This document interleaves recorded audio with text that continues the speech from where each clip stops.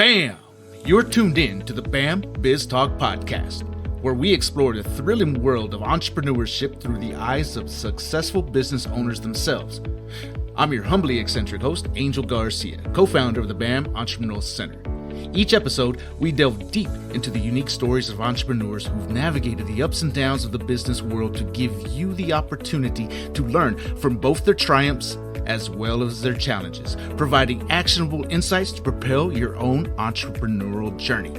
So, let's dive in and walk the path of entrepreneurship together. Welcome to the BAMBIZTALK podcast, your beacon for building business success. Bam! Welcome to the show. All right, today we got a special treat for you guys. We got Mr. Karl Boroski with Rope Youth. How you doing, Karl? I'm doing well. Thanks for having me. Absolutely, it's a pleasure. So, man, you got a lot going on. You do a lot for the community. You're involved in a lot of different things. I see you everywhere. Yeah. You know, even before I met you, I saw you everywhere. I was like, who's that dude? And what is Rope Youth? So when I got to meet you and finally got to work with you, I'm like, okay, I get it. You know, it was a dude like legitimately doing something good for his community. And not just today, because what you're doing is going to be good for our community down the line. I would hope so. It's yes. long term, right? Because that's the goal. Yes. Right? So tell us a little bit about yourself, Karl, and who's Karl Boroski? Man, you know what? This has been on a few podcasts and, never really went that deep. So, man, and then I guess I got to think about it. Who am I? But everybody has a journey, you know what I mean? And everybody does what they're doing now, hopefully because of, you know, what they're passionate about or, you know, what their experience is and, you know, to be happy in their job. But so basically, all my programs have come from, you know, like experience, you know, so my programs are on Rope Youth, you know, about food insecurity and fatherlessness. And so my big thing is, you know, is the fatherless part, you know, is like, man, it's so common nowadays, you know, like to see a complete family walking somewhere. It's not normal, you know. It's like there's more kids that probably don't have a complete family and a dad in their life than there are, and it's a real bad problem. So just saying, with me, you know, I didn't grow up having a dad, but you know, some father figures, but not a dad, and you know, started off with a young mom. Early memories, you know, like, you know, people always ask me, it's like, man, how do you remember so many specifics when you're so young? It's like, man, when you've been through some trauma, man, you remember stuff. But my earliest memories are being homeless with my mom. Wow. And then seeing my mom, you know, doing stuff like a little kid shouldn't see.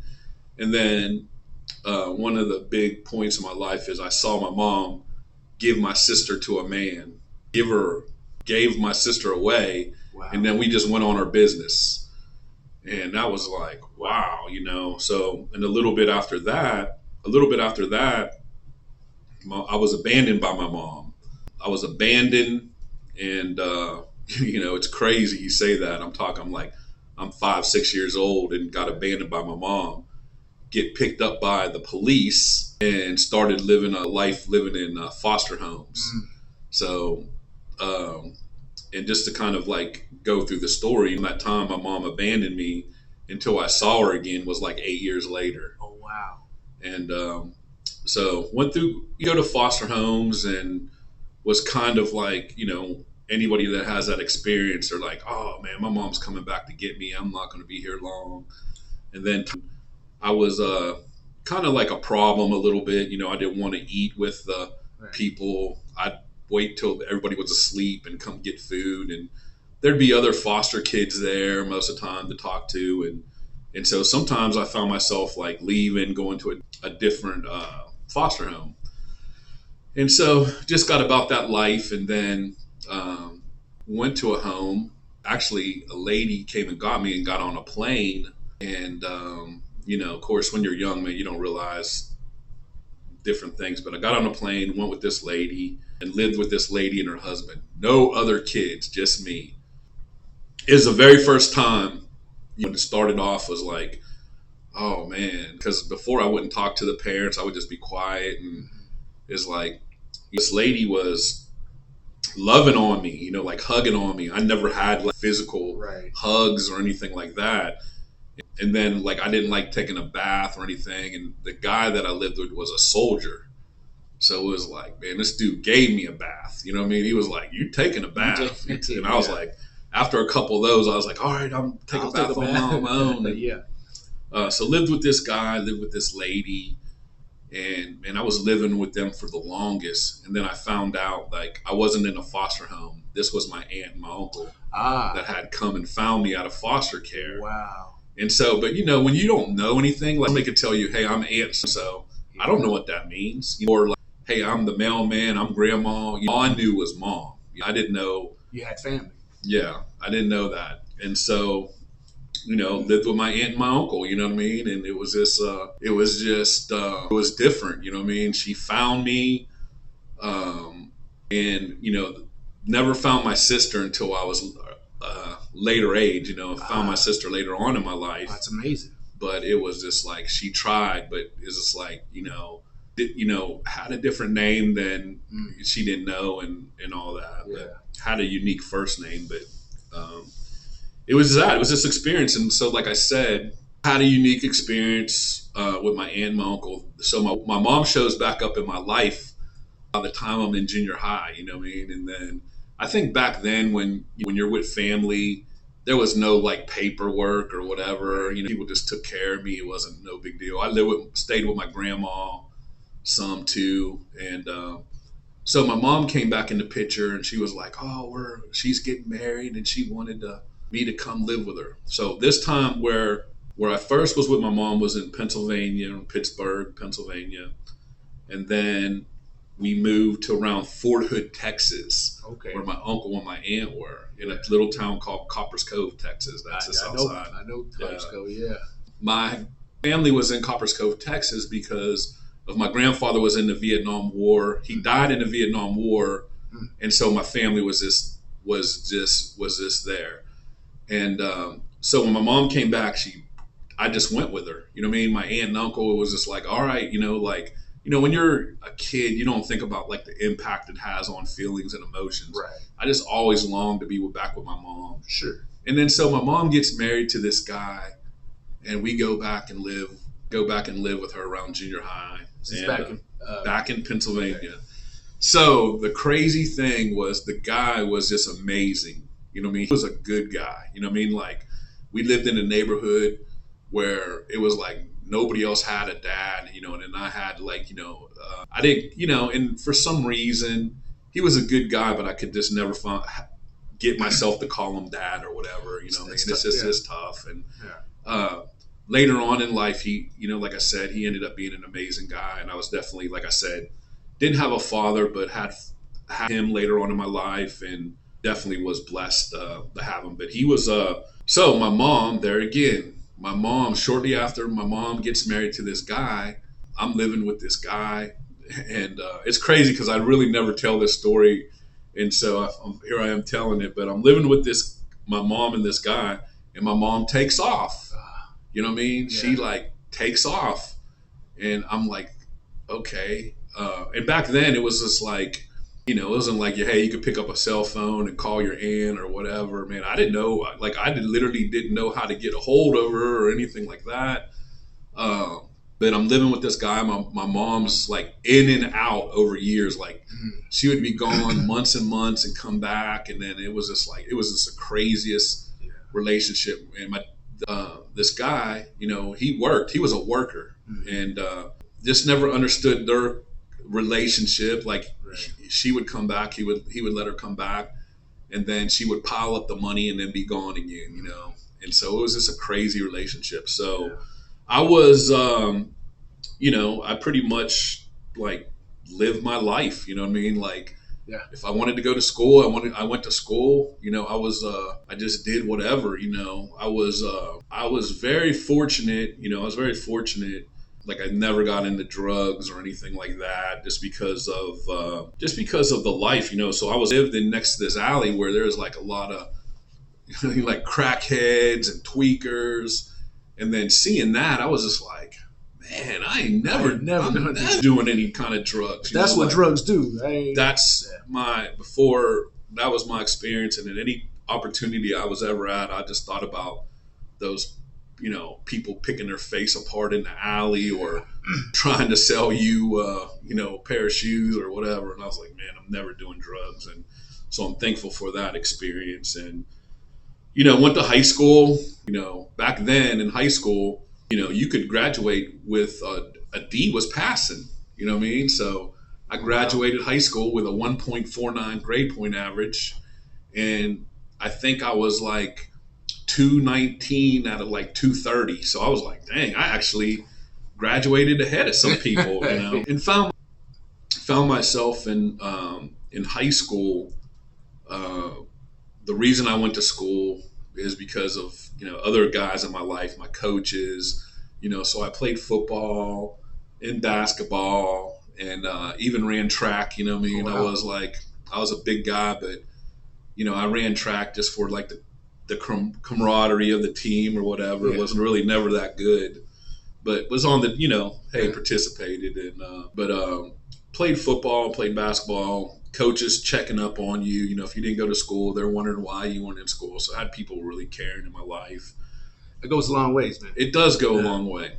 So get out of high school. And so, like I said, I graduated with that 1.49 grade point average. And I find myself like having some opportunities to go to college to play football. And I'm just like, I really couldn't believe it. But I had a lot of opportunities that if I would have taken care of business might have worked out great for me. But I ended up going to a school in Arkansas.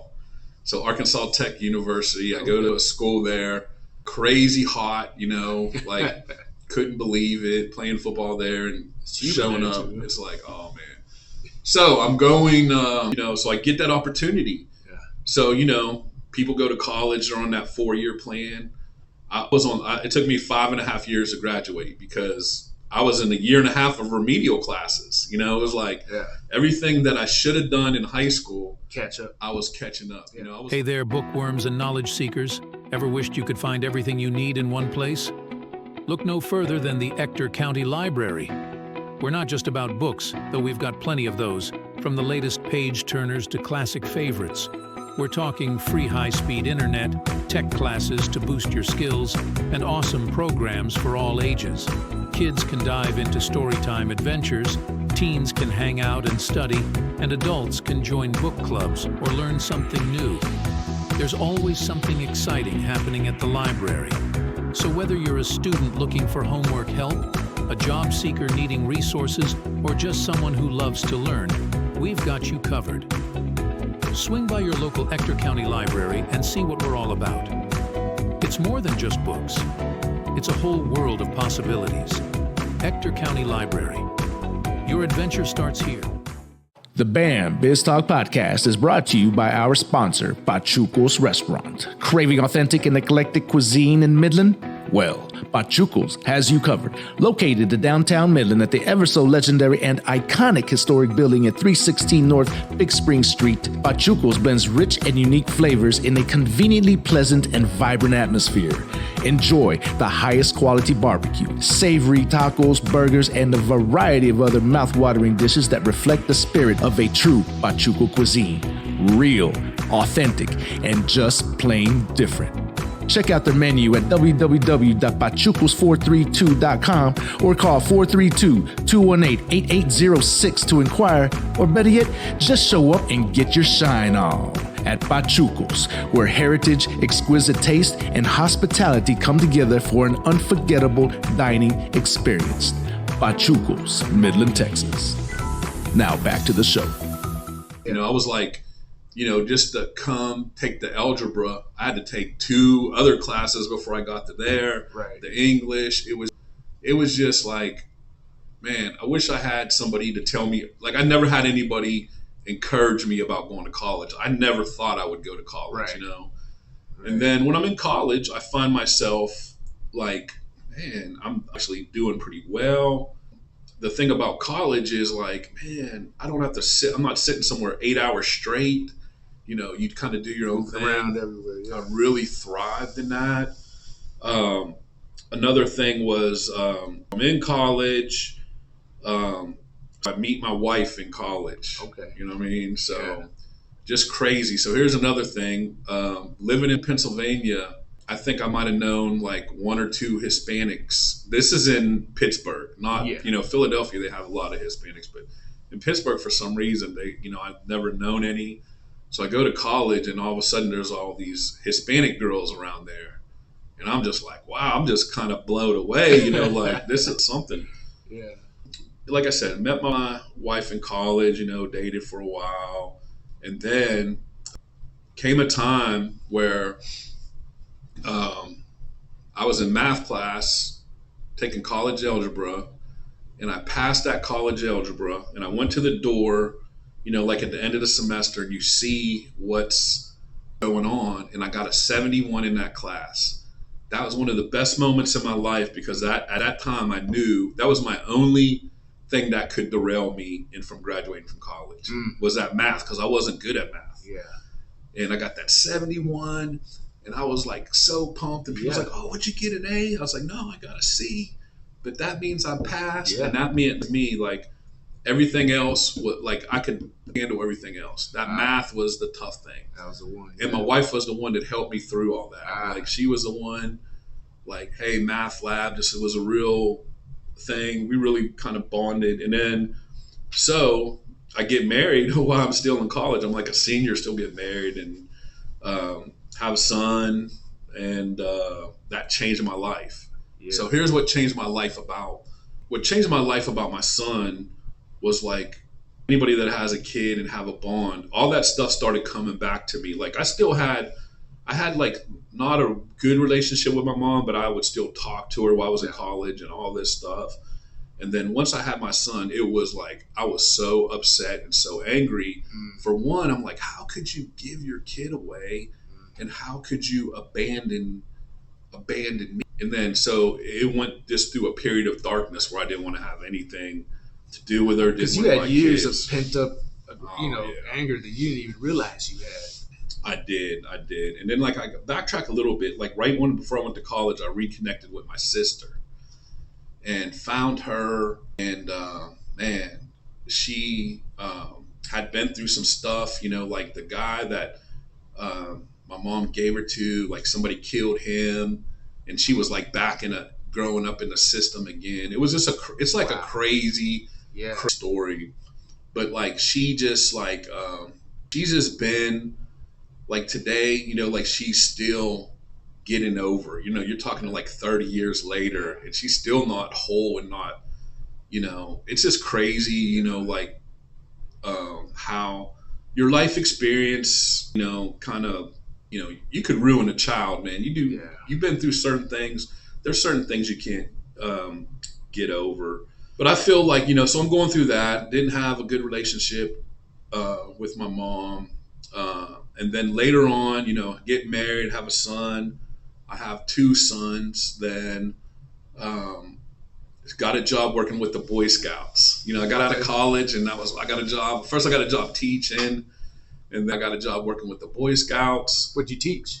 So, man, the crazy thing was, my first teaching job, I worked at like an alternative ed school. Yeah. Where it was like, you know, it taught a little bit of everything, but it was just like, you know, kids that were like pretty much locked up, and you had to. Okay. And I think the reason I got the job was because I was big. You know what I mean? I remember the day of going to get the job, and they told me they had like 7, 8 other interviews, and at the end of the interview, they said, "You want the job?" They said, "You want the job?" I was like, "I thought you had it." They're like, "Do you want it or not?" Then I seen why, because it was basically like, you know, like these kids would try you. Right. And you literally, they're like, what do you just throw them and put them in their seat? And I was like, okay, so that's why it was a good job, because it was like I was able to relate with the kids. Right. And actually, it kind of, you know, we say God put you places, and that was just a stop, because it was like, man, I had a lot of empathy for how those kids' anger was, because I had the same anger and stuff. So I had a lot of understanding for that. Then I got this job with the Boy Scouts, and then I was traveling, I started off working in Fort Smith, Arkansas, worked in Little Rock, Arkansas, got another promotion, was working in Texarkana. Then I got a job offer working in Pittsburgh, back where I was from. Crazy excited about that. Go there. My wife's like, Carl, you can't be in the same town with your mom and all this stuff and not reach out to her and all that kind of stuff. So reached out to her, reached out to my sister that was living there. Her and my mom had formed a relationship again. And just one random day at work, got to, have this thing with my mom where it was just like, it was, very nice. And, but you still, one of the things God tells you is to forgive, but it's very hard. It's tough, it's very tough. And I was working on that process. But so just one random day, my mom got picked up to go to the hospital for a gallbladder. And my sister calls me, oh, mom's in the hospital, blah, blah, blah. I was like, well, after I'm done with work, I'll come down there. And so saying all that, it was like my mom goes to the hospital with her gallbladder and she gets MRSA. I never heard of MRSA. Yeah. And I was like, what's MRSA? And anyways, she was like in a coma, was on life support. And so had that opportunity, like she passed, like while my sister and me were right there. Wow. My sister was like, all distraught, all this stuff. And my emotions are pretty much like they are now. You know what I mean? I'm just like, could not really find myself to, feels too much. But so that just kind of starts that thing and that kind of going on and work in Pittsburgh. And then the one thing about my wife, like I said, my wife is Hispanic. I met her in college. She's from Mexico City. We moved to Pittsburgh. And then she's kind of missing like the culture, any kind of, because you're in Texas, Arkansas. Any kind of culture. Yeah. Like I remember, like we were looking for a Mexican restaurant in Pittsburgh, and then somebody gives us the directions to like Taco Bell, and there's like Qdoba, but there's like if anybody ever like Moses ever moved to like Pittsburgh and Oak, they would kill it. There's really nothing like that, but so she missed that culture. So I took a job in Midland, working for the Boy Scouts. And then in my mind, so I'm setting up, I hear it's like, oh man, it's like 60% Hispanics here. And then I'm thinking, oh man, this is going to be, it'd be a good deal. And come to Midland and working for the Boy Scouts and see there's like no Hispanics in Boy Scouts, and it's like, why is that? And I had a hit of like getting promotions in the Boy Scouts because I would go to housing authorities. I'd go to the projects. I would start after school programs. I'm like, scouting is a great program. I have both my sons are Eagle Scouts, but it's like there's a whole population of kids that just don't have that family structure to take them to a meeting at 8:00 and then pick them up at 9. It's just like they just don't have that. So my concept was like bring the program to them, and it was very successful. So pretty much everything that I learned. And then I transferred while I was here. Well, I transferred to here and always had this vision of like doing a program that kind of worked with at-risk kids that kind of got this, and it just formulated until, just took that leap. That's what I called it, a leap. It's like, well, and the one reason that it felt so much pressure on me because both of my sons were like I said, I had worked in the Boy Scouts for 13 years at that time, but I had worked in 5 different places, 3 years here, get a promotion, 3 years here. And then it is this hard on kids. Yeah. So my younger son, he liked it here. And I was like, man, I'm going to find a way to stay here. And so that's when I made that leap and I started Rope. That's where your Rope Youth was born, and really had some great people, like when you can explain like the concept, don't have any business plan written down, but if you could explain like your vision to people and people got behind me. And then here I am with one program, Project Rope, working with you. And then everything that I've done just kind of like saw a community need and started another program. So Project Rope. And then I started a program called Mentor, where I was going into schools working with boys. And then it was like kids that were like me, you know what I mean? It's like, man, I wish somebody would encourage, you know, like encouragement is a big thing.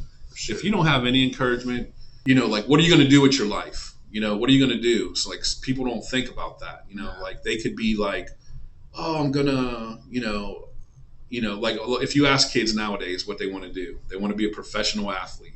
They want to play football or baseball. I want to be a YouTuber. Yeah, they want to be a YouTuber, influencer, or something.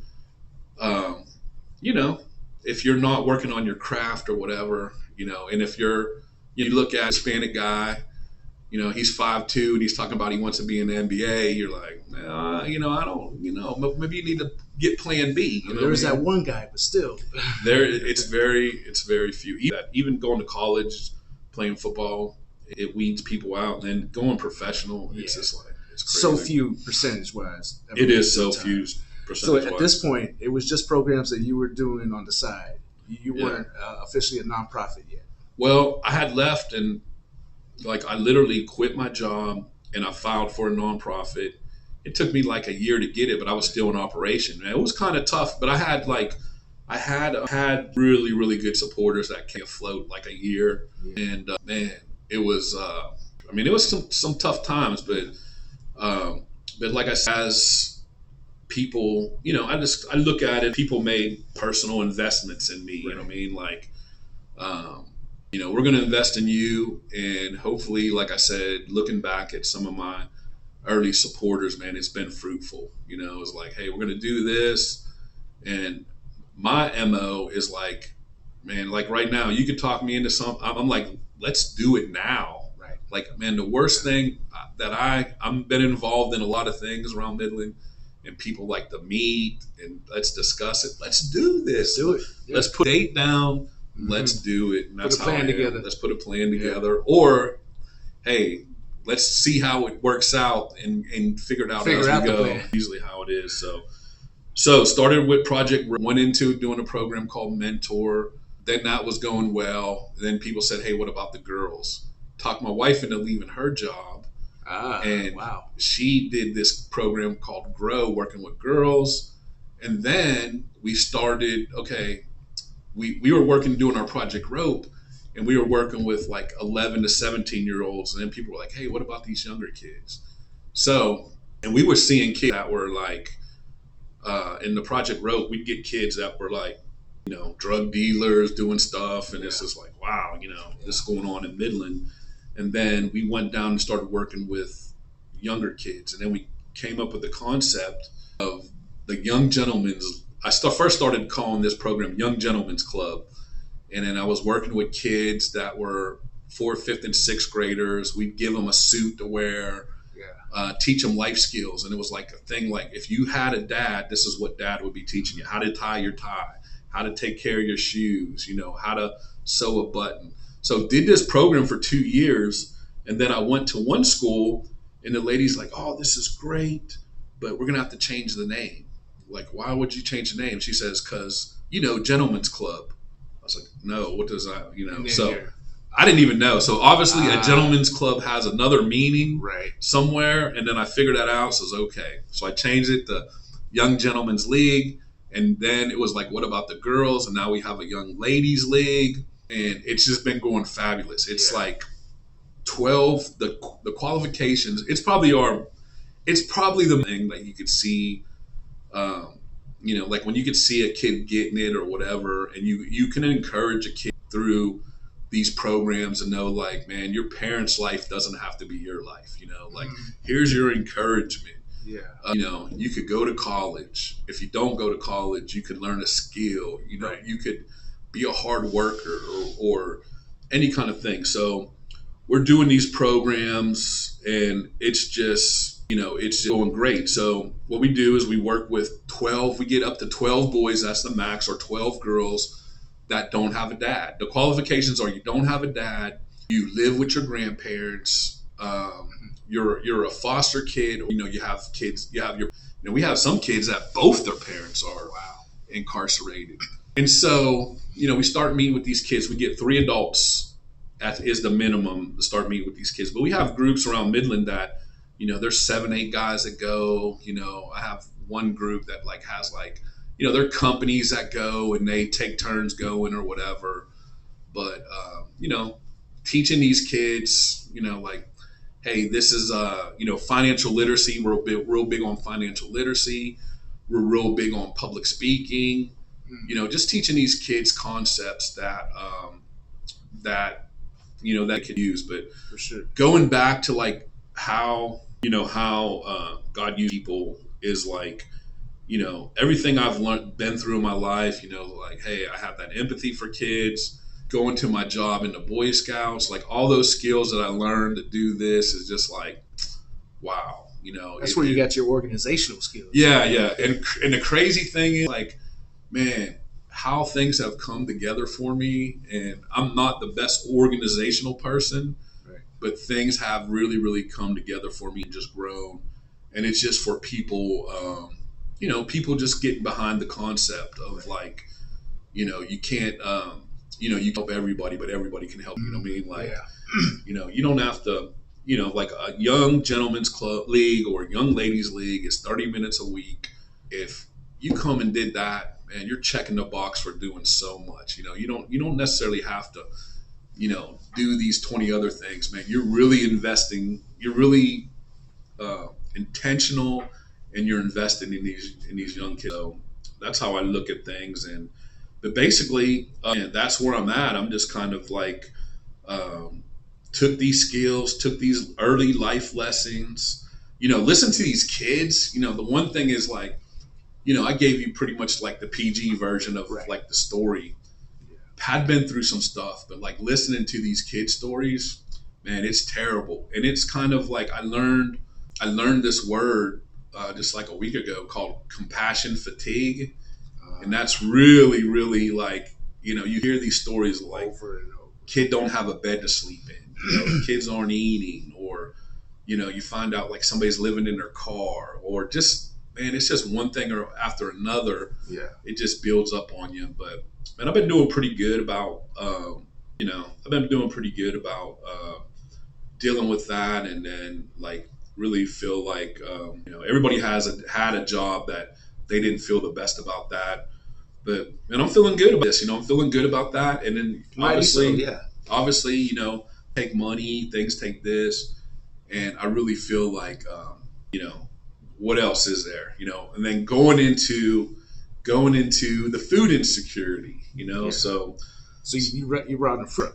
Yes, right? Yes, You've been doing yes. this program with Feed Kids. Yes. So started, so I think people get it wrong, because I remember being a kid in school, you get to school, there was no breakfast then, you know what I mean? And you're in school and you're thinking, man, what about lunch? Lunch is 2 hours away. Right.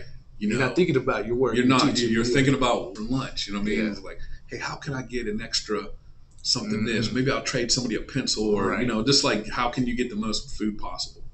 So that's the thing, thinking about that. I found out there's plenty of people in Midland that do after school food bags, weekend bags.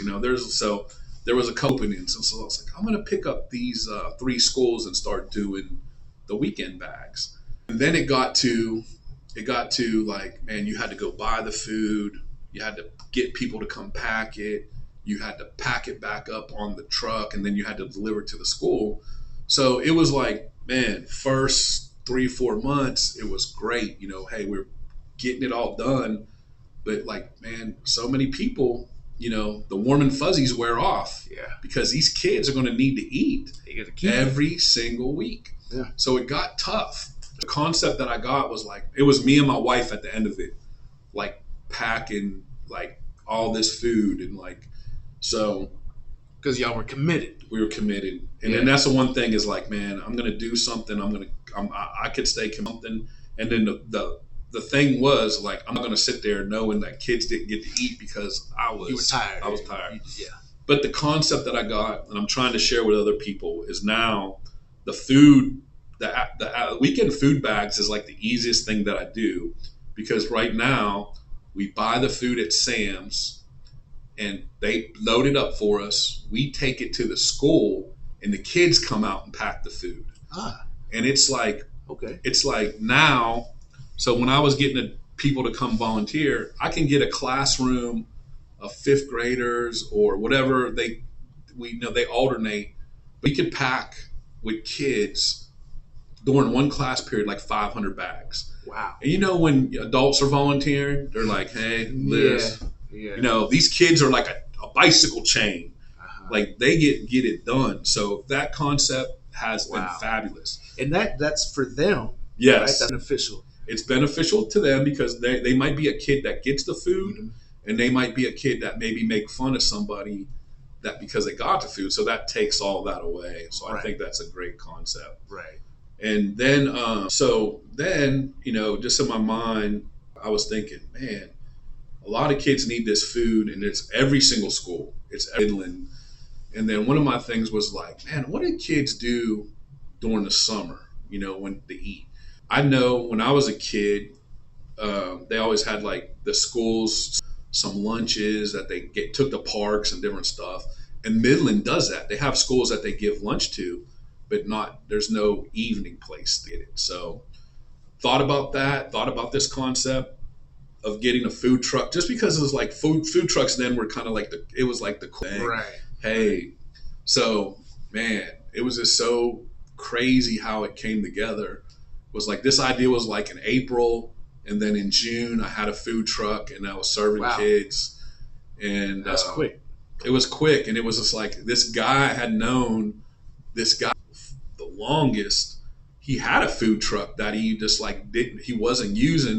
He bought for his business to feed his workers, and then it was like overkill.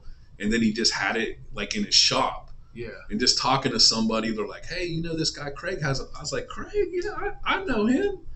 And then so it was put together. First summer, feeding kids, you know, we fed 4,800 some kids that first summer, and we thought we were rocking and rolling. You know what I mean?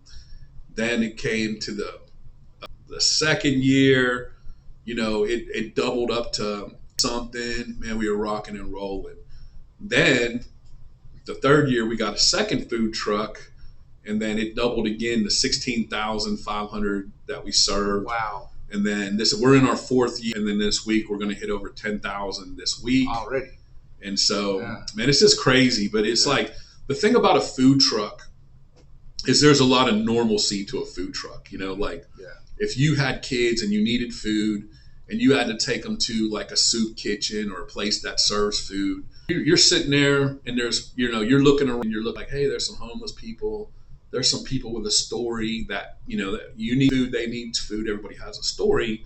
But like, there's a lot of normalcy to a food truck. Somebody can come up with their kids, like, oh, hey, I need 3 meals. Right. They get those 3 meals. We go to parks. They can go sit in the park. They can eat whatever. So it's a lot of normalcy to that. And it's just been very successful. A lot of people, we have like 14 different partners, churches, companies that take a week and come bring their staff, their congregation, and just come give the meals out to kids. So it's been working really well. So I know like you asked a question and you already got to talk a little, Eddie, but hey, well, there you go. There's the story. No, man, you have a really amazing story, and like you said, you know, you're put in these situations throughout your life. Yeah, you know, you're absorbing, going through it. You know, getting hit hard. With real life. You know, and the hard side of life. But then, you know, you like you said, you did go down the dark path. Yeah, you know, you were able to stay on the straight path. And then what you're doing is now you're paying all that. You're using all of that, and you're paying it all forward. Yeah, all your knowledge and experiences that you went through, like empathy. Empathy is huge. Empathy and relationships is the biggest thing. That's where it's at. Entrepreneurs and small business owners, are you searching for ways of taking your business to the next level? BAM is your answer. We specialize in crafting high-performance marketing strategies that put your brand front and center right in the palm of your customers' hands. Not only can we create a premium website full of features that optimize your social media and digital marketing presence, but we ensure that your brand gets multiple views from your target audience and even those visiting your competition. BAM is your go-to solution in the Permian Basin. But we're not just about digital and social media marketing. We're a one-stop shop offering a spectrum of services, including business mentorship, strategic planning, market research, and access to capital. That's right. We can get you funding to expand your business. With BAM, you're not just getting a service, you're gaining a partner committed to your growth for the life of your business. So why wait? Kickstart your journey to success today. Call us to set up a free consultation and discover how BAM can help your business soar above the rest.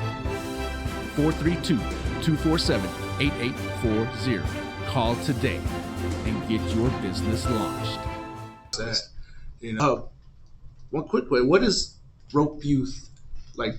Is it a acronym? Rope? Yeah, so our actual organization is Redirection Outreach Program Efforts for Youth.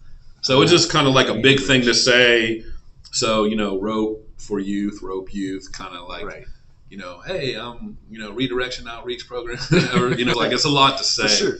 So Rope Youth, and then, like I said, learned all my skills. And most of the Boy Scouts, and this knot right here that knot has kind of means this is what they call stop knot. Stop. It's like kind of like,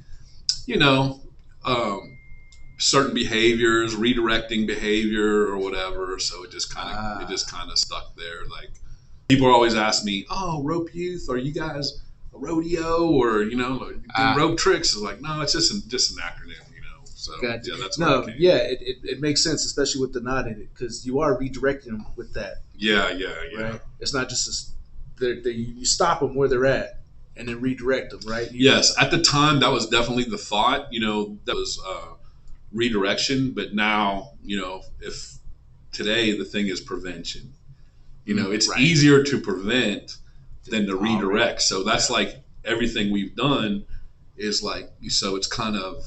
You evolve and we try to get to the kids younger and younger, sure. And just kind of give them give them that encouragement. You give them that idea that, like I said, encouragement is big. What do you want to do? Like part of our program in Young Gentlemen, we do like, kids, what do you want to be? Some kids will, they wanted to be a YouTuber, TikToker. You was involved in one thing where you brought the guy to talk. Yeah. And then, some kids will say, hey, I want to be a policeman. I want to be this. And we'll bring those people in the talk. Yeah. We had a guy come in and, one kid, they wanted to be barbers. Okay. Find out. Barber makes a lot of money. What I mean? It's something like, how much is a haircut? $40 a day. How many do you do? Up to 20, like, dang, you're making $800 a day cutting hair. Well, that ain't a bad profession. You know what I mean? There's a lot of folks that, that's good money. 100%. And then you get other kids that, they don't really know what they do, but some of the other people that come in, they can say, oh yeah, that's something like an NFL football player. Is it as attainable as being a barber? You know what I mean? Or it's you could do it. You don't want to not encourage a kid to not do it, but like you always got to have a like a plea. Like if you're getting there, like I said, you're 5'2", and it's like, man, or whatever, these guys take this, and if you don't have the work ethic, so there's a lot of things, like it's just encouraging kids and finding a wish I would have doing this 12 years. I wish like, hey, I would have started off knowing this stuff, but hey, it all works out. It all works out. Yeah, and I think that's the beauty of it, right? Because if you started off with already knowing everything, you probably wouldn't have got what you got accomplished. Yes. Done. And speaking of that, man, you're not done by any means. Oh no. You got a lot. You got this. Yeah. You can say what I like to say a lot. Man, we're just getting started. Oh yeah. Right. Yeah. It's got to keep it fresh, new and exciting. Attitude with it. Like what's, like you said it earlier. What's next? Like what else? Yeah. What else is there? Yeah. My thing is like, man, I've been, I've made myself just so busy. You know what I mean? And so got a lot of good things coming up. So always like, I started this youth coalition trying to encourage other people. And that's great because like if I'm working with kids like every Wednesday, hey, it's great if somebody else comes and works with them every other day of the week. I don't look at things like competition. I just look at it as better. And then I'm always looking, like it's the thing, man, I'm an ideal person. I'm a visionary. I'm always looking like what is next, what could be the most impactful things for kids. And, I got a few ideas. I got a lot of ideas, but let's see if they pan out. You usually get 2 or 3 ideas and one works. And I just been blessed to like more work than don't, Right. And there's always going to be a need to feed kids. For sure. There's always going to be that need. There's always going to be a need for mentorship in schools. And so that's just kind of like what I'm looking forward to, like in the future.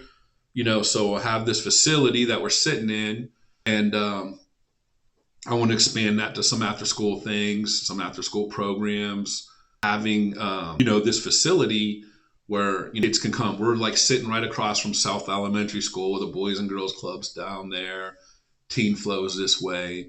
And then one of our things coming up is we've just got this building, and we're closing on another building that we want to make our kind of like right next to it, youth center. But we also want to do the concept of like a nonprofit coffee shop that would kind of fund some of these programs that we do. Because here it is, like what I said, like, hey, back when the food truck craze, like you spark on that. But like, man, I'm a coffee guy now, like I love the coffee shop vibe. Like when you go to a meeting, you're sitting in a boardroom, it's a different meeting if you're sitting in a coffee shop or whatever. So I want to have a place for kids like that. That's like that coffee shop vibe, different fun places to sit, different things to do. And then in the summer, that's going to turn into a feeding center.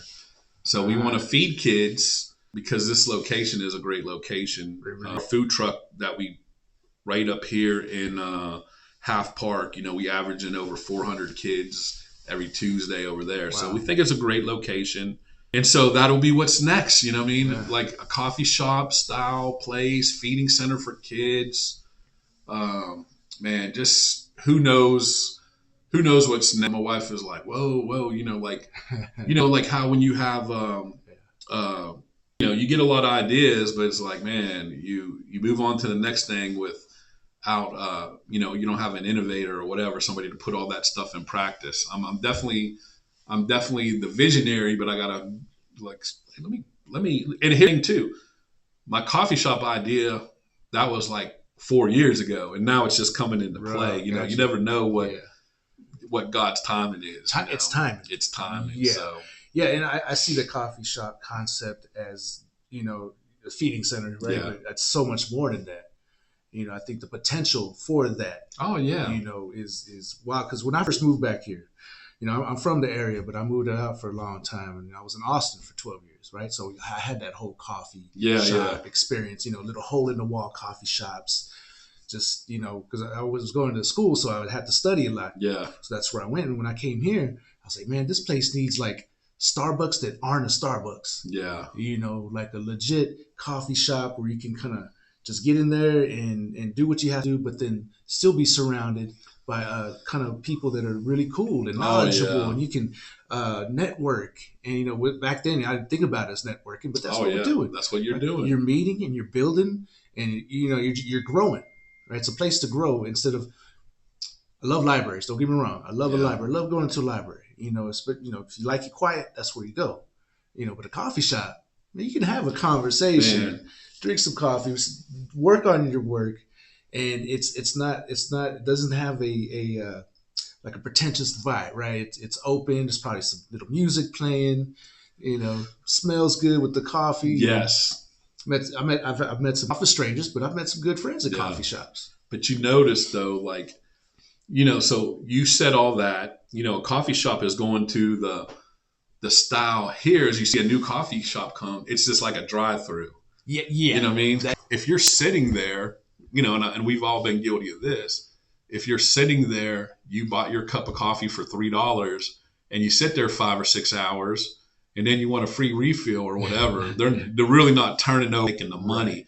So I feel like that concept of like the coffee shop where you can go sit in is like any like new coffee shop is like, man, it's a drive-through. You know, you can't even go in. Gotcha. So this would be a good place where, hey, other nonprofits could have things. Right. You know, it'd be a great meeting space, and then, you know, it's not going to be like a business that's like derived off of like, hey, if we don't make enough, right? You know, it'll be like, okay, we're going to have other things that, you know, it's almost like a community center. Yes. Right, like a hub for community members to come in and contribute, especially like say individuals. You know, there's a lot of individuals here in companies that are well off. Yes. Right. Yeah. So to give back, definitely. You know, would be a good place for them to do that through. It's the best place because there's no other place like Midland where, I mean, like I've lived other places where there's like so many companies willing to give, like willing to invest, and it's just like crazy. Yeah. It's crazy here of, you know, like the companies that are just, you know, like just to get this building, you know, how many people invested in this, you know, is just like, hey, I want to have a place, you know, have kids and blah, blah, blah. Okay, we're in. I mean, it's not a hard sell. You know what I mean? It's not a hard sell. And people have, you know, everybody has their warm and fuzzies through their life, what they're passionate about. Like, hey, you have, you know, an at-risk kid, or you have a special needs kid. That's what you're tuned to. You know, you're for veterans, you're for home, you know, everybody has what they're warm and fuzzy for. So, but kids, man, you know, some of these kids that are, you know, like that coming up, you know, like, man, you know, we're going to be relying on these kids, you know what I mean? And we really got to direct them the right way if we don't want to see, you know, we want to see better, you know, worse happen. And I really think that where we're at today as a society, you know, everybody's kind of recognizing, whoa, where do we go? Where do we step off? Yeah. Right. Where do we kind of go wrong at? Yeah. Right. So now it's like, okay, well, we need to invest in our youth and our kids, right? Because if not, it's just going to get a lot worse. Yes. You know, so I think it's a timing again, right, for you to have these programs, and you've been building on for 12 years. Yes. And you're coming into a point right now where it's becoming obvious what's been done for the last 20 years, the way we've been treating our kids, you know, giving them that 12th place trophy, you know, to where now it's taking its toll. Yeah, it definitely is. And we're seeing that because, like, you know, we're getting surprised when, you know, like every kid's not going to go to college, you know, like, but there's people like, if you at a certain age, whatever that is, and kind of direct them, kind of like what other countries are doing, you know what I mean? Things, people are like, how dare you say, you know, my kid's not going to college, you know what I mean? But like, hey, get a fence built, you know what I mean? Like, hey, I had to get a new fence, you know what I mean? You know, a couple days work, money, you know, hey, get some sprinkler stuff fixed, things that make money, a plumber. And that's really not, that's really encouraged. Like, people think like, you know, like, oh, my kid's going to be a doctor and a lawyer or whatever. Is like, everybody can't be a doctor and a lawyer. You know, somebody has to be, these skill trades, and I really think that's what we're missing. That's what we're missing big time. And, you know, and really for a long time, especially, so I graduated high school in the mid-90s. Yeah. Right. And all that I was ever told was just go to college. Yeah. Right. I was like, okay, for what? Right. You know, what am I going to college for?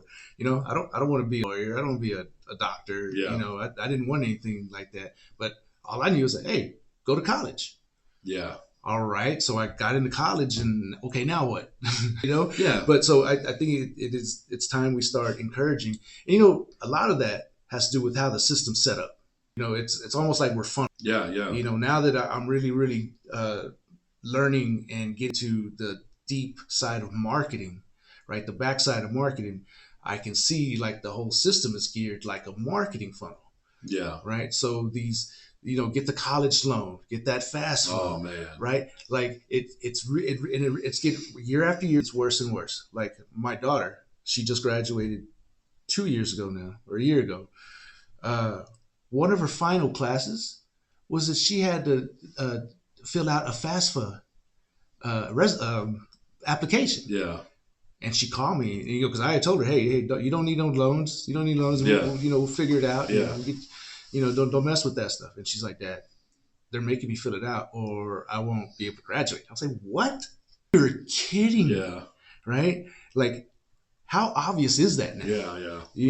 And then, that's the only you get that you can't even in a bankruptcy write off. You can't say, can't let it go because it will always stick with you. So that, that's the system is.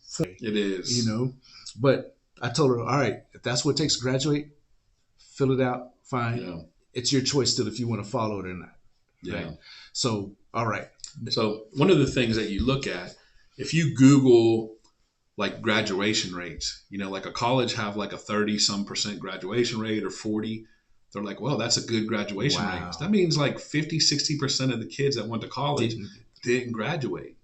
So it didn't work for them, and I was a kid, gave you that math story, but I was a kid, like I was in college just because I basically had nowhere to go. Right. I mean, like if I didn't make this work, right, I didn't really have anything else to do or another plan.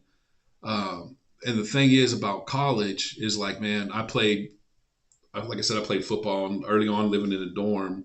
I'd see guys that like play football, stay up all night playing video games. And then I seen it every semester. It's like dudes are here and gone, here and gone. Yeah. Like, dude, you playing video games all night and you're not doing anything else. But that's why about college, like when you hear about like somebody in their 30s or 40s going back to college, they really do well, right? Because they're more when you got to go on your own buck, you know what I mean, than your parents' buck. It's kind of like a whole different story, but. Yeah, I mean, that's how I ended up here with BAM. Yeah. I went back to school late in life, 36. Yeah, there you go. I met my business partner, met my mentor, met Michael, and then we started BAM. There you go. That's my professor. So, things happen, and like for reasons, right? Like you're put in situations. That money meant more to you. Absolutely. You know what I mean? Like, hey, I'm not just wasting money. I gotta, you had it there. So yeah, that's also, a great story, and maybe college isn't for it's not for everybody. No, it's not. But the reason I came back college because I gave up. Yeah, I had owned my own businesses, and then I had some things happen that just blew me out the water. Yeah, I was like, what do I do now? Yeah, well, I guess I'll go back to school. And then that going back to school, never mind the degrees I got, right? But going back to school put me in the place to where I am now, where I needed to be then to be where I'm at now. Yeah. To be where I'm going to be in 20 years so that I can build a story. Yes. I'm in the middle of the story, right? We're all in the middle of our stories. You're in the middle of your story. Definitely. And that story can be passed on, right? And I think that's the important part of experiencing the story and being aware. I think that's the key, right? You got to be aware of your story. That way, now you can empathize with people, with kids that were in that were in your situation back then, that they're in it now. Yes. Or worse. Oh, right? yeah. You see it all the time. Or worse. But you have that layer of empathy where I know it's bad. I know it's hard. But I know it can help you too. Right? Yes. And I'm at that point, where, I think about that too. And I was like, man, not to, downplay or anybody that went to college. But I was like, man, I told you I had that math hiccup, but man, it really isn't that hard. Right. And I'm thinking like, dude, if I can go to college and graduate, it definitely isn't that hard. Right. You know what I mean? It's not like I'm a doctor or lawyer or anything, but I got my degree.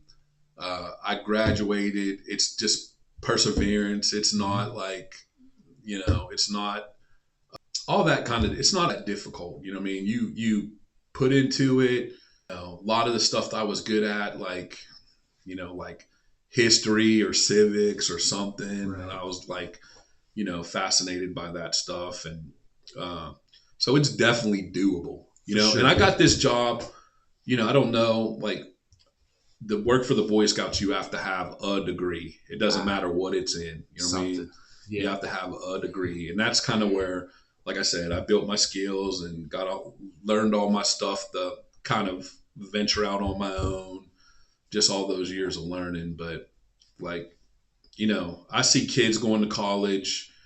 Like some of my son's friends that, they're getting out of college and, still haven't found that job that, like you got a marketing degree, Right. like, hey, somebody has a music degree or theater, and you're not to play that, but it's just like, I would tell anybody, hey, get a business degree, get something. Right, something applicable Yeah. once you learn it. Yeah, because when I first went to college, my first degree, my first major, my degree was psychology. Yeah, there you go. I was like, what are you going to do with that? Yeah. Oh, you mean I have to be here for 10 years to get a PhD before I do anything with it? Nah, I'm out. I'm not going to be in school. Well, I was a career student for a little while anyway. And I changed majors like 6 or 7 times. Went through engineering, went through like science and physics. And it was funny. I was, when I was in school, I was history degree. And I was teaching algebra to Spanish-speaking kids at the local high school. Right? Math whiz, huh? I'm pretty good at math. Yeah. I was at school. Wow. But it just wasn't for me. So, math, especially all the basics, and I'm able to communicate the math well, right? I'm not exactly the most fluent Spanish speaker, but I can get across. And so I was teaching these kids algebra while I was going to school. It was one of my odd jobs while I was putting myself through school. And the principal, he said, we need a teacher. I was like, oh yeah, I'll graduate. I'm thinking about, I should graduate in another year with my history degree. He said, okay, yeah, no, that's awesome. That's great. Yeah, good for an algebra teacher. History degree, bro. Yeah. He said, oh yeah, that don't matter. Yeah. But it's very, you said earlier, you get a degree in music or something else, or a marketing degree. It doesn't necessarily mean, oh, that's what you're going to work in. It just shows that, hey, you can get into something and you can see it through. Yes. You can dedicate yourself enough to be able to reach a certain mark, right? And pass. Yes. You can accomplish something. You can stick with something. You can see something out, right? And I think for the longest time as employers, well, we want to know that, hey, you're gonna if you come in, you're gonna stick it out. Yeah. And I think, because no matter how smart you are or how many accolades you come with, because to some people that stuff's easy, Yeah. But when you're dedicated and you're a hard worker and you got that, that drive to get something done, that's who I want. Yeah. That's all one on my team. That's people, people that, regardless of their education, are hard workers. Yeah. Oh yeah. Like a hard worker. Mm-hmm. Like I have a cousin that way that, he just, he'll go work and work and work and work. Somebody that's a hard worker will always have a place in the life, but Absolutely. Everybody has that work mentality anymore. You know what I mean? Right. And, you see some of these, oil field workers, whether you working 16 hours at a time and man, that's do it while you're young, I guess, you know what I mean? Right. Because it's a grind. Yeah, it's definitely. Well, Karl, I appreciate what you're doing for our community. A great conversation. Oh, yeah. And, I'm really excited for what you got going on now and seeing what the future holds for Rope Youth in Midland. For the kids in Midland who really need that encouragement that you provide. So if you're to talk to people out there, how can they get involved? Oh, so man, I'm out of those Deion Sanders things, man. I'm not hard to find. You know what I mean? Like people can call me, they can look up ropeyouth.org. Just get a hold of me. There's a lot of some people want to do something, they just don't know what to do. I'm like, man, if you'd want to come and mentor a kid a half an hour a week, you could call me. I don't mind giving my phone number. Can I do that? Yeah, absolutely. It's 432-553-3116, because that's an opportunity. If you want to mentor a kid a half an hour a week, I'd want to help you do that. Boys and girls, if you're interested, supporting or just knowing more, like what about we do, definitely, hey, I like the meet people in coffee shops. There we go. I like to go to lunch, those kind of things. And it's not an odd thing for me to just meet random people and kind of, steer them in that direction. So for sure. Yeah, not hard to find. ropeyouth.org. Call me. You got social media? Yeah, I got social media. I'm not real big, Instagram and Facebook. I don't know the other things. It seems like there's so many new ones now. Yeah. Definitely Facebook, Karl Boroski, look me up. I'm posting stuff on my Facebook, hey, we're feeding kids every day. We're doing stuff. We're, trying to keep people interested. Oh, and now Nextdoor too. I found Nextdoor. Man, you get on Next, and that can be I guess there's a whole different vibe of people on Nextdoor that check things out. But a lot of good things have happened. A lot of good things have happened through, social media. There's still people, been doing this 12 years, and there's still people that haven't heard about it. So I look like for any opportunity to help people, invest in kids, reach out, because hey, a guy like me, hey, both my sons are out of the house, married and all this, and still doing their own thing. So that leaves me time to invest in others. And there's people like that are, they have a world of knowledge that they could pass on to the youth. And then, like I said, that one word, encouragement, is man, that goes a long way. Yeah, that's a great out there. For anybody out there, if you come across somebody and you see, hey, man, they could use a good positive word. Yeah. Why not? Yeah, why not? Let it fly. Why not? What I mean? Especially somebody that's not used to hearing that. You know what I mean? Especially, you're a male and